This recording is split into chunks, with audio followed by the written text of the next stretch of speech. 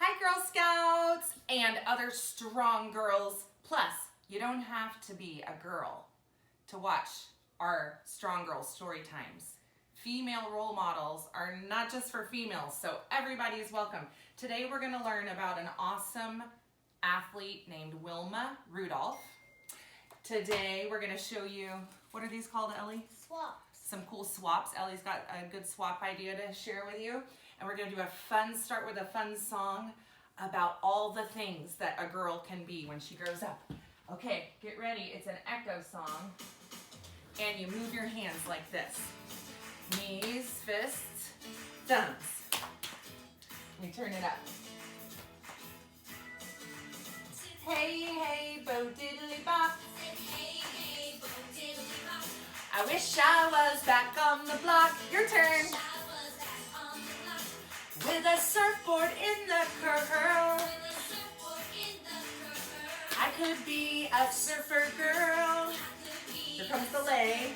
A surfer girl. I said, hey, hey, bo diddly bop.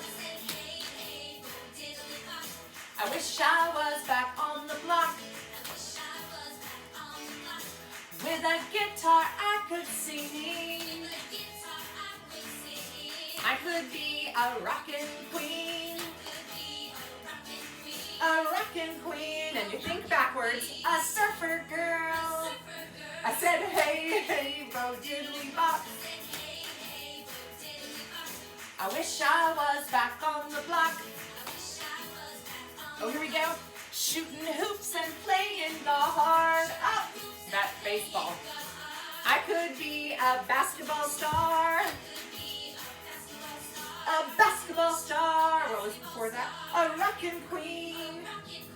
A surfer girl. I said, hey, hey, bo diddly bop. I wish I was back on the block. Zooming on, oh, zooming. Zooming on a rocket shot. I could be an astronaut. An astronaut. A basketball star. A rockin' queen.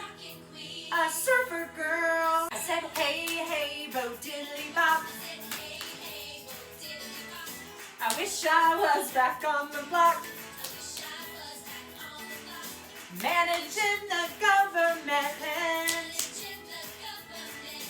I could be the president. The president. An astronaut. Oh, astronaut. A basketball star. A rockin' queen. A surfer girl. I said, hey, hey, bo diddly bop. I wish, oh. I'm glad I'm not back on the block. Girl Scouts is the place for me. Girl Scouts. It's where I learn what I can be. And I can be the president, an astronaut, a basketball star, a rockin' queen, a surfer girl. I said, hey, hey, bo diddly stop. Woo! Before we read about the awesomeness of Wilma Rudolph, I want you to know some of these interesting facts about the Olympics from the Daring book for girls. You can look up all kinds of stuff in this book. This is so interesting, and I love to learn new things every day. In 1000 BC, in ancient Greece, women were not allowed to compete in the all-male Olympics. They had their own Olympic Games, though, every 4 years, and the prizes were, anybody want to guess? Pomegranates, olive wreaths. Oh, I have heard that before. And, ooh, a slice of a sacrificial cow. By the way, the prizes for the men, this is not cool, were women. Yikes. Here's something else interesting. Getting a little better, in 1896, so many years later, the Summer Games It was the first modern Olympics held in Athens, Greece. Same place many years later. Women were still not allowed to compete, but a Greek woman named Stamati Revithi unofficially ran the marathon. And when she got to the stadium for her last lap, they refused to let her in, but she ran it outside the stadium instead. So good for her, and that is an awesome woman. I love the way she broke the rules there to do what she knew she could do. In 1900, the Summer Games were in Paris, France. This was the first Olympics to include female competitors, 1900. And one of the golfer Margaret Abbott, was the first American woman to win an Olympic gold medal at all. These are all cool people that would be fun to look up and learn more about. One more interesting fact for you, 1928. These were the games in the Netherlands, and it was the first time women were allowed to compete in track and field events. An American, Elizabeth Robinson, became the first female gold medalist in track and field, winning the 100-meter dash. Women also, that was the first time they had gymnastics in the Summer Olympics. I'm hoping we have the Summer Olympics this summer. Either way, it's fun to learn about them. Okay, Wilma Unlimited, How Wilma Rudolph Became the World's Fastest Woman by Kathleen Kroll, illustrated by David Diaz. Let's see what we can learn about this awesome, strong woman. No one expected such a tiny girl to have a first birthday. In Clarksville, Tennessee in 1940, life for a baby who weighed just over 4 pounds at birth was sure to be limited. But most babies didn't have 19 older brothers and sisters to watch over them.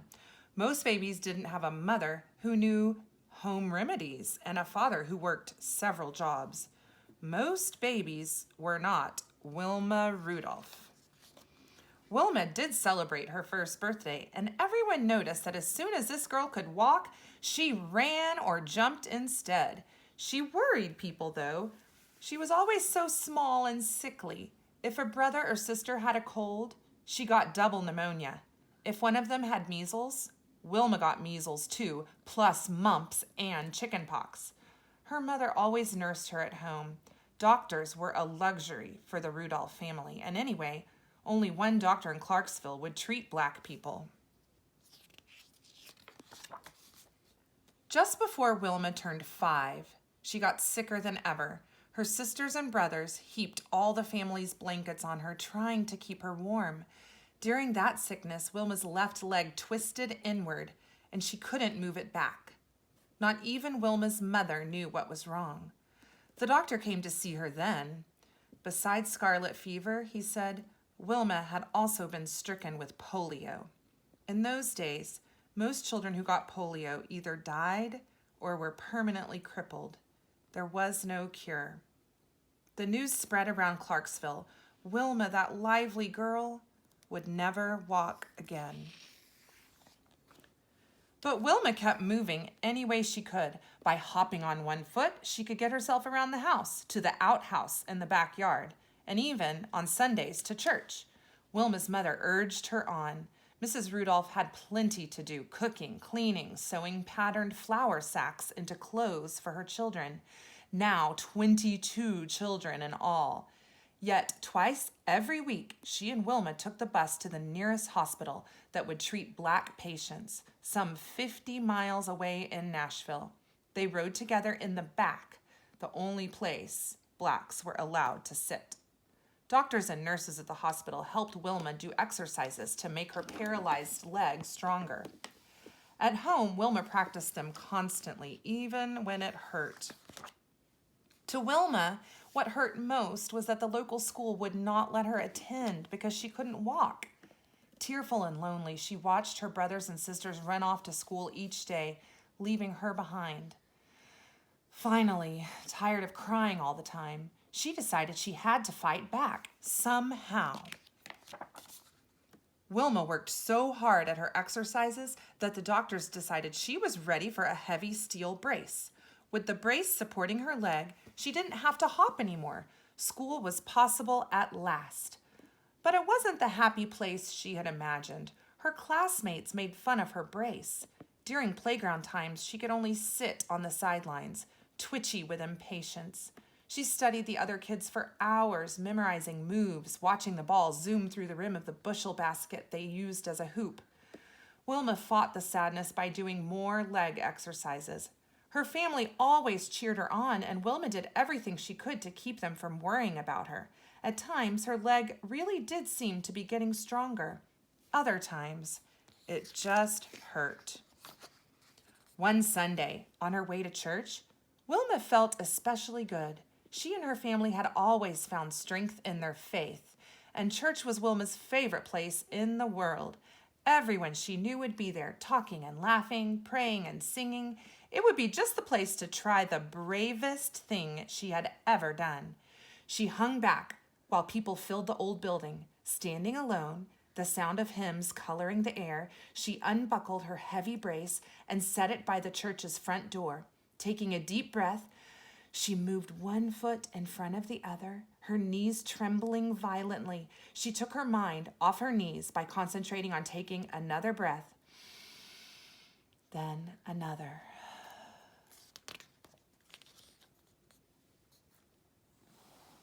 Here she goes. Wow. Whispers rippled throughout the gathering. Wilma Rudolph was walking. Row by row, heads turned toward her as she walked alone down the aisle. Her large family, all her family's friends, everyone from school, each person stared wide-eyed. The singing never stopped. It seemed to burst right through the walls and into the trees. Finally, Wilma reached a seat in the front and began singing too, her smile triumphant. Wilma practiced walking as often as she could after that, and when she was 12 years old, she was able to take the brace off for good. She and her mother realized she could get along without it. So one memorable day, they wrapped the hated brace in a box and mailed it back to the hospital. As soon as Wilma sent that box away, she knew her life was beginning all over again. After years of sitting on the sidelines, Wilma couldn't wait to throw herself into basketball, the game she had most liked to watch. She was skinny but no longer tiny. Her long, long legs would propel her across the court and through the air, and she knew all the rules and all the moves. In high school, she led her basketball team to one victory after another. Eventually, she took the team all the way to the Tennessee State Championships. There, to everyone's astonishment, her team lost. Wilma had become accustomed to winning. Now she slumped on the bench, all the liveliness knocked out of her. But at the game that day was a college coach. He admired Wilma's basketball playing, but was especially impressed by the way she ran. He wanted her for his track and field team. With his help, Wilma won a full athletic scholarship to Tennessee State University. She was the first member of her family to go to college. 8 years after she mailed her brace away, Wilma's long legs and years of hard work carried her thousands of miles from Clarksville, Tennessee. The summer of 1960, she arrived in Rome, Italy, to represent the United States at the Olympic Games as a runner. Just participating in the Olympics was a deeply personal victory for Wilma, but her chances of winning a race were limited. Simply walking in Rome's shimmering heat was a chore, and athletes from other countries had run faster races than Wilma ever had. Women weren't thought to run very well anyway. Track and field was considered a sport for men. And the pressure from the public was intense. For the first time ever, the Olympics would be shown on television, and all the athletes knew that more than 100 million people would be watching. Worst of all, Wilma had twisted her ankle just after she arrived in Rome. It was still swollen and painful on the day of her first race. Yet, once it was her turn to compete, Wilma forgot her ankle and everything else. She lunged forward, not thinking about her fear, her pain, or the sweat flying off her face. She ran better than she had ever run before, and she ran better than anyone else. Grabbing the attention of the whole world, Wilma Rudolph of the United States won the 100-meter dash. No one else even came close. An Olympic gold medal was hers to take home.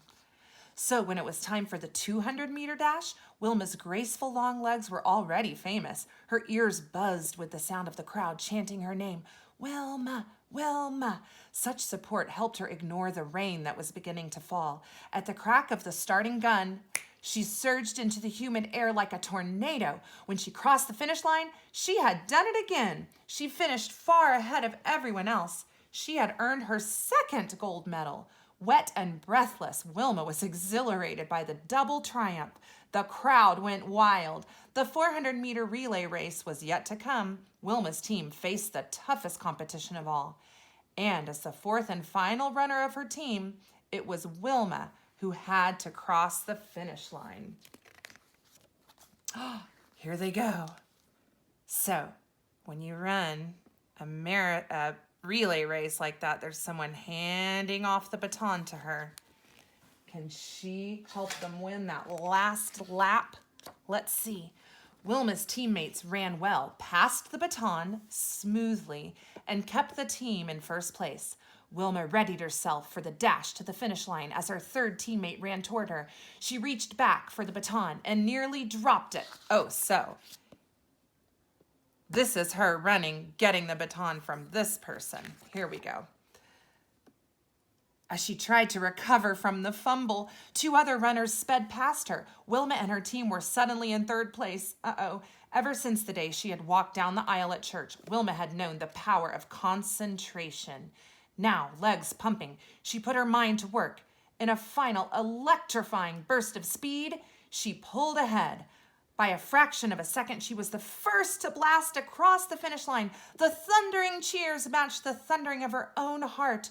She had made history. She had won for an astounding third time. At her third ceremony that week, as the band played the Star-Spangled Banner, Wilma stood tall and still like a queen, the last of her 3 Olympic gold medals hanging around her neck. Wilma Rudolph, once known as the sickliest child in Clarksville, had become the fastest woman in the world. What a she-wrote. I wanted to tell you a little more about polio. There was a vaccine that came along in 1955, but I was talking with one of my neighbors far away from me last night who was saying when she was a girl, that was a disease kind of like coronavirus that everyone was afraid of. But just like that disease, someday soon there will be a vaccine for coronavirus. So we know that we'll be safe someday too. I love that story about Wilma Rudolph. I wanted to show you 2 other books. I'm not going to read them, but I wanted to show them to you. This one has a picture in it of how when she came home, the governor of her state, Tennessee, wanted to hold a welcome parade for her. And Wilma said, sure, Governor, under one condition, people of all colors get to join the celebration as one. Isn't that cool? And also, I like the way these end pages have pictures of gazelles on them because Wilma used to think of herself as a gazelle when she was a little girl. Such a neat story. Here's another neat one by Victoria Sharrow you might be interested in. Look if you can make any of these at your house with stuff you have at home. Maybe show them to us one at a time. Some of your favorites on there. My favorite is the pickle. Oh, that's cute. And they all just use safety pins. Look at that Starbucks cup. That's actually from Seattle. Our friend Miss Sharon and Marley brought that back when they went and they got some swaps. Here's a from San Francisco. minion. Oh, that's cute. A waffle. Oh, let's show us the sleeping bag. Here's a sleeping bag. That's okay. That's easy. And that's called I saw it today. It was a waffle from outer space. That's kind of cute. Lollipop. Lollipop. I see an ice cream cone. I think that's the one Jenna made for us. Little birdie. Oh, A show us the s'more. with a cotton ball as the marshmallow. Oh yeah. That's chocolate. banana bug. Oh, look at that cool lightning bug. A little light. But this is the one we made as like a medal from the Olympics. Since Wilma Rudolph was in the Olympics, it's just a penny and some ribbon Yeah. to make like a medal. That's cool. Just use some hot glue, but I bet you guys could think of something fun to do for an Olympic. Ellie, you looked up some, like people made Olympic rings with pipe cleaners.